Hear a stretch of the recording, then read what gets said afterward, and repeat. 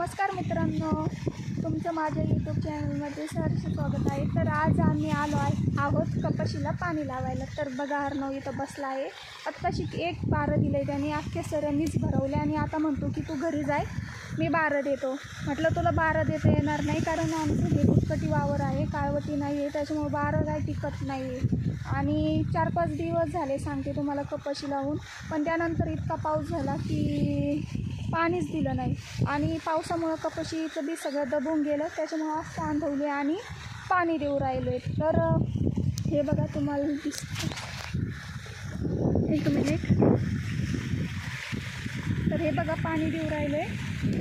तर ह्यावेळेस आम्ही मोक्षी व्हरायटी लावली आहे, कारण मागच्या वेळेस कबड्डी लावली होती। म्हटलं ह्यावेळेस थोडं आदलून बदलून, तसं कबड्डीने आम्हाला खूप प्रतिसाद दिला, पण ह्यावेळेस म्हटलं थोडं चेंज करावं, तर ह्यावेळेस मोक्षी ही व्हरायटी लावली आहे।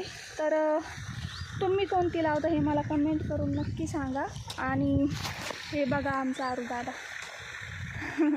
कधीच येत नाही, पण आज मला सोबत नव्हतं कोणी म्हणून आला होता। तर सुमनताई बघू राहिलं तिकडं,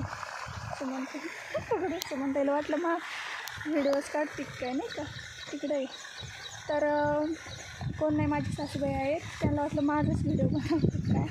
तर काय नाही, आजच्यासाठी मग एवढंच। आता आम्हाला एवढं अजून एक खांड राहिला आहे पाणी द्यायचं। आत्ताशी हे निम्म खांड झाला आहे पाणी देऊन, आणि पलीकडचं एक राहिलं आहे। तर आत्ताच खूप कंटाळा आला आहे, पण आता द्यावंच लागेल, कारण आत्ता कपाशी सांडवली म्हटलं त्याला लगेच पाणी लागेल। तर आजच्यासाठी एवढंच। तर आम्ही तुम्हाला सांगते, याच्यामध्ये गवार, भेंडी असं भाजीपाला पण लावला आहे, पण तो अजून उतरला नाही। गवार उगली आहे, तर बरं असतं नाही का भाजीसाठी, मुलांच्या डब्यासाठी पण, मग सुकी भाजी करायला गवार भेंडी बरे असते। तर खूप ऊन झालं आहे। तर आजच्यासाठी एवढंच, थँक्यू।